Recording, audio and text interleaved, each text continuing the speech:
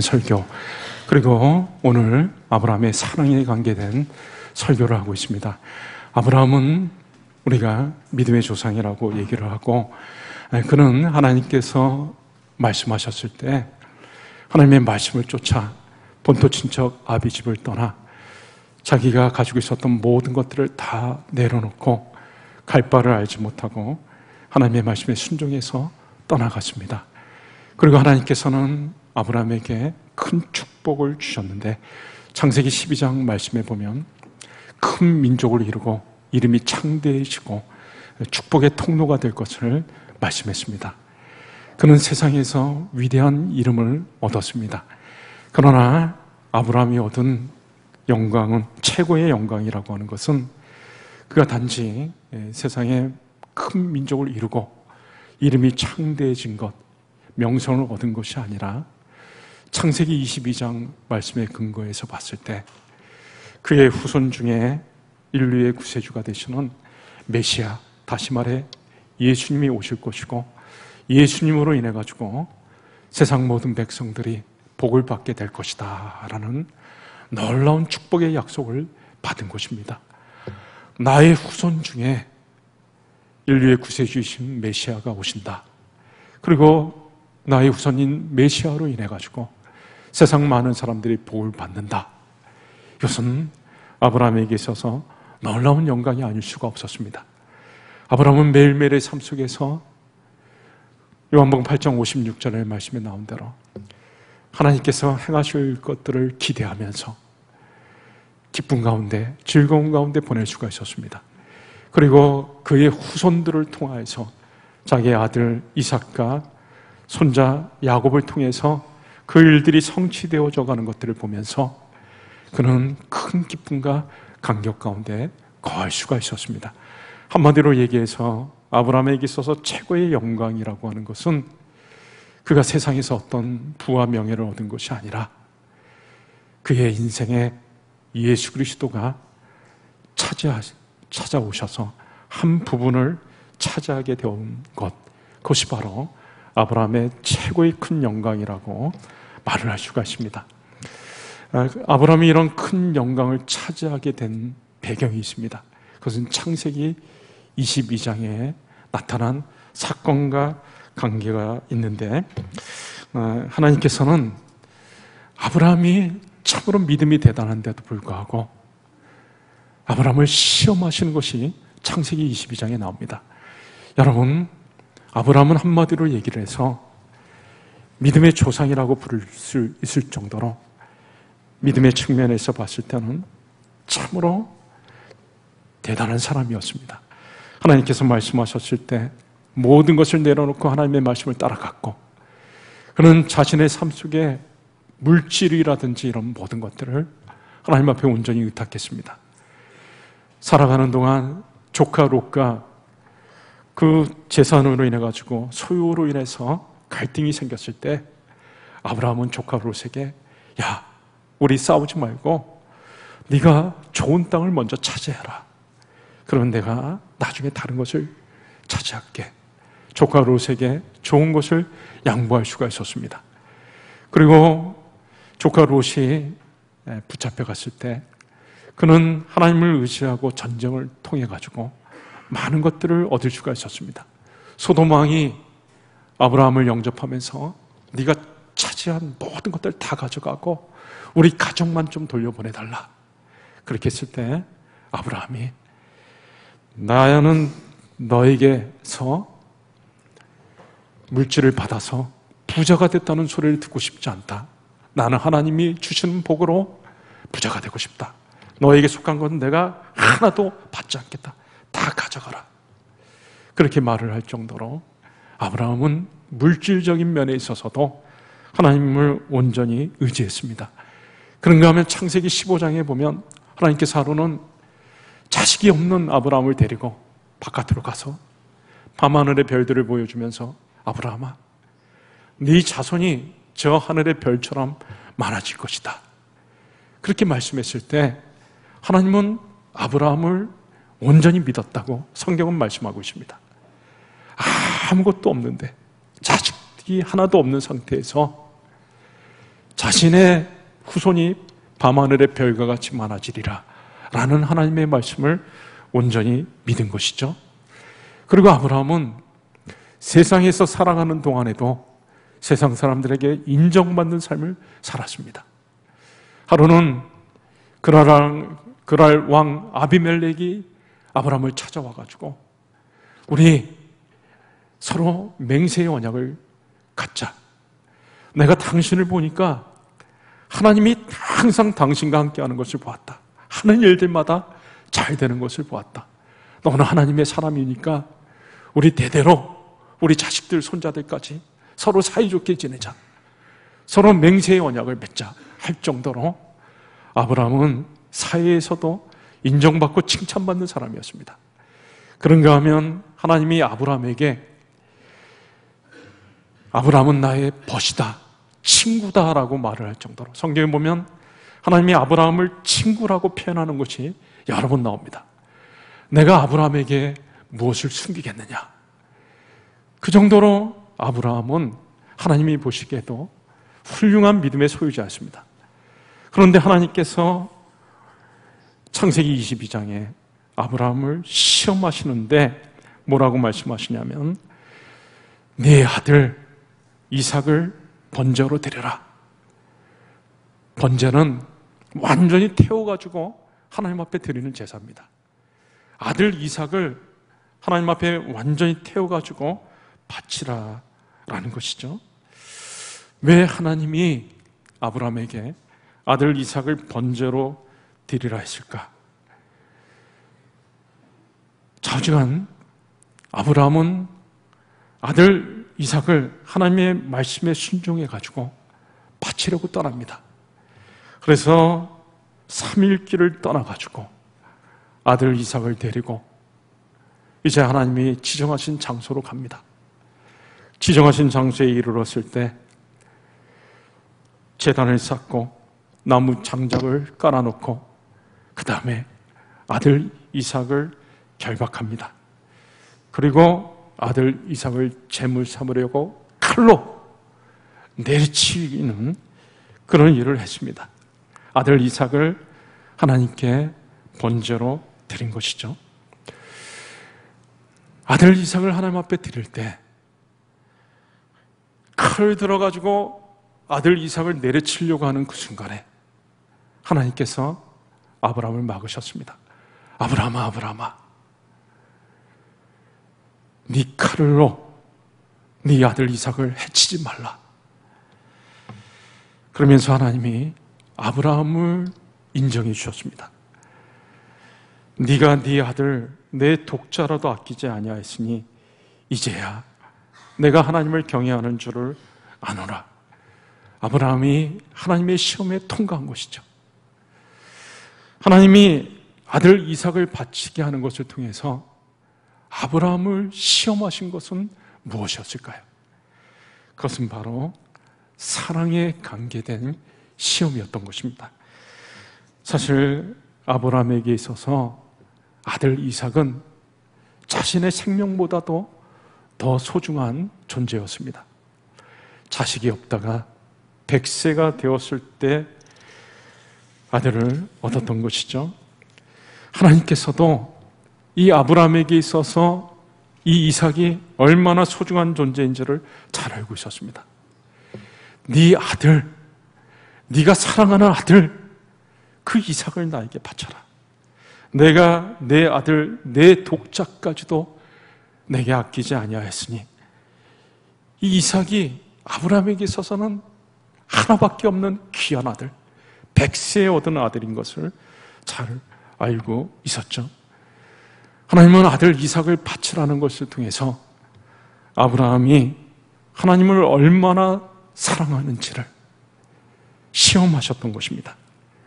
자신의 생명을 다해서 자신의 생명 이상 하나님을 사랑하는 것을 보았던 것이죠.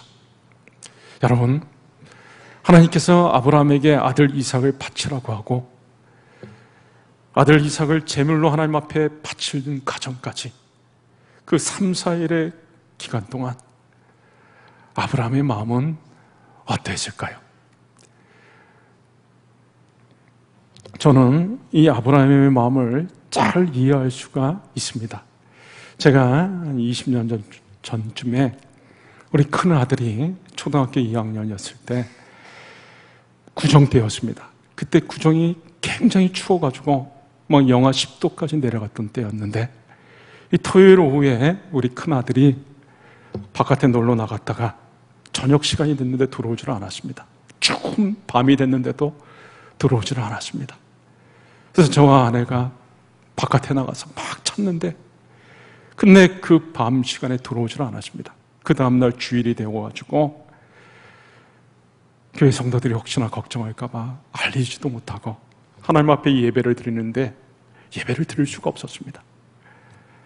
아들이 없었기 때문에, 걱정 때문에, 근심 때문에 찬송을 부르는데 찬송이 무슨 내용인지도 알지 못하고 말씀을 듣는데도 말씀이 들어오질 않습니다. 온통 집에 들어오지 않은 아들 생각밖에 없었습니다. 빨리 주일이 지나면, 예배가 끝나면 빨리 또 찾으러 다녀야 되겠다. 그래서 주일날 모든 일정이 끝나고 아내와 더불어서 길거리를 다니면서 사방팔방으로 아들을 찾아다녔습니다. 근데 이틀째 날인데도, 밤이 됐는데도 아들을 찾을 수가 없었습니다. 그리고 그 밤이 또 지나갔습니다. 3일째가 됐을 때 점점 이제는 희망이 사라져가고 있었습니다. 그 추운 겨울에 어린 아들이 집에 들어오지 않은 가운데서 3일이 됐기 때문에 저희 가장 가까운 곁에 있는 우리 가족들, 친척, 형제들이 저에게 이제는 마음으로 정리할 것에 대해서 조금씩 얘기를 했습니다. 저도 그 말이 동의는 되면서도 3일이나 들어오질 않았기 때문에, 3일째가 됐는데도 아들이 들어오지 않았기 때문에 마음의 동의가 되는데도 마음으로는 받아들일 수가 없었습니다. 그때 제가 이런 말이 생각이 났습니다. 부모가 죽으면 자식은 땅에다 묻고, 자식이 죽으면 부모는 가슴에다 묻는다라는 말이 가슴에 와닿았습니다. 그리고 전에 우리 어머니께서 해주셨던 말이 있는데, 자식이 죽은 부모는 밥을 먹지만 자식을 잃어버린 부모는 밥을 먹지 못한다. 숟가락은 위로 향하지만 눈물이 밑으로 떨어지고, 그 자식이 언제 지금이라도 나타날 수가 있기 때문에, 눈은 앞을 향해서 보고 있기 때문에 자식을 잃어버린 부모는 밥을 먹지 못한다는 말이 제가 실감을 하게 되었습니다. 저에게는 하루하루가 너무나 고통스럽고 피가 마르는 것 같은 그런 고통 가운데 지내고 있었습니다. 3일 밤을 지냈습니다.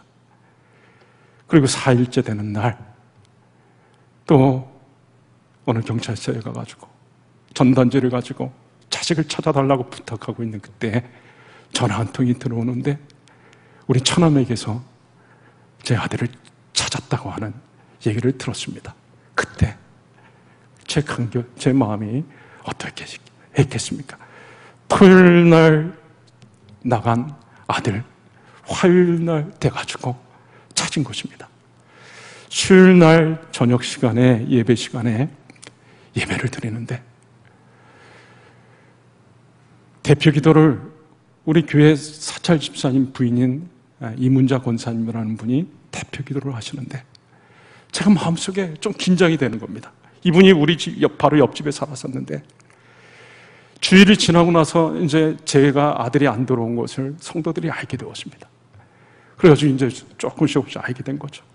이분이 혹시 기도하다가 대표 기도 중에 혹시라도 우리 아들에 관계된, 저에 관계된 기도를 하지는 않을까 긴장돼가지고 제발 좀 안 했으면 하는 마음으로 기도를 계속해서 하는데, 이분이 이런저런 많은 다른 얘기를 하길래 그냥 지나가는 거로 잘 됐다 그러고 있는데 갑자기 어느 순간에 하나님, 우리 지석이 집에 들어오게 해주셔서 감사합니다, 그렇게 기도를 하는 거예요. 제가 그 기도를 듣는 순간에 저도 알지 못하게 막 북받쳐가지고 통제할 수 없는 울음이 쏟아져 나오기 시작했습니다. 지난 4일 동안 겪었던 그 모든 것들이 지나가면서 만감이 교차하면서 주체할 수 없는 눈물이 저에게서 흘러나왔습니다. 여러분, 하나님이 아브라함에게 아들 이삭을 바치라고 했을 때 아브라함이 마음이 어땠을까요? 창세기 22장 2절에 하나님이 아들 이삭을 번제로 바치라고 했을 때 아브라함이 창세기 22장 3절 아침에 일찍이 일어나 아들 이삭을 제물로 바치려고 떠납니다. 그 밤, 하룻밤 사이에 아브라함은 어떤 마음이었을까요? 여러분이라면 어떤 마음이었겠습니까? 저는 아브라함이 그날 그 밤이 아브라함이 생애 가운데서 가장 길고 고통스러웠던 밤이라고 생각합니다. 아들 이삭이 이제는 죽어야 되는데 하나님이 바치라고 하니까 이제는 아들 이삭이 죽어야 되는데 아들 이삭을 더 이상 볼 수가 없는 아브라함의 입장에서는 그 밤이 지옥의 고통인 것이죠. 밤새도록 여러 가지 생각을 했을 것입니다. 하나님이 도대체 왜 이러시나? 내가 언제 아들 달라고 하나님 앞에 구한 적이 있었나? 하나님이 주시겠다고 하시고 하나님이 100세에 그것도 자식을 주셔놓고 이제 와서 지금 번제로 바치라고 하나? 도대체 하나님이 납득이 되지가 않습니다. 하나님을 향해서 원망이 나옵니다.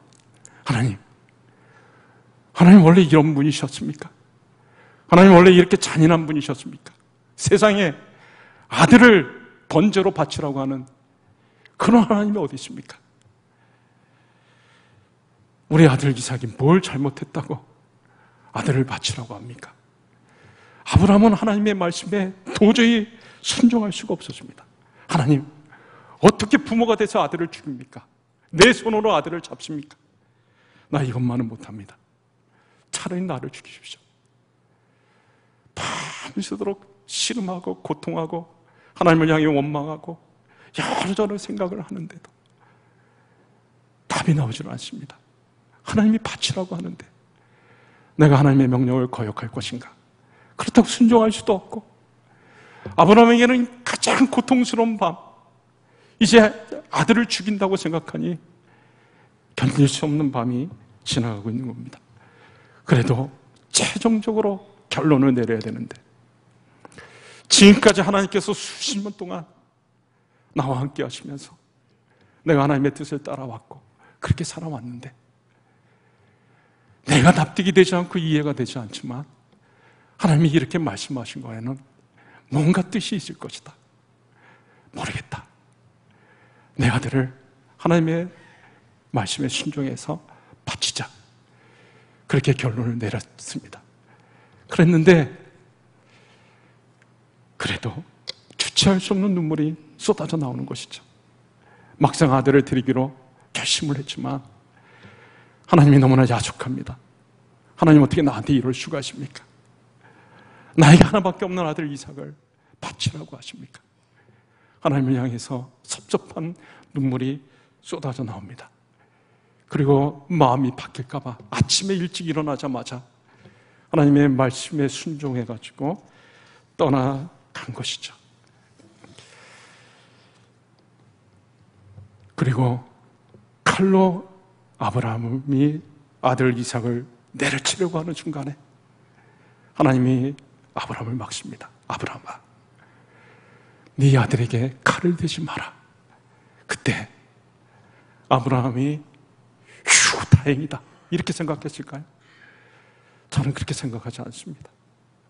아브라함이 지난 나흘 동안에 겪었던 그 고통, 아들 이삭을 바쳐야 하는 그 고통을 내려가지고 하나님이 아들에게 손대지 말라고 했을 때 그는 만감이 교차하면서 지난 나흘 동안 겪었던 그의 고통으로 인해가지고 눈물이 쏟아져 나왔을 것입니다.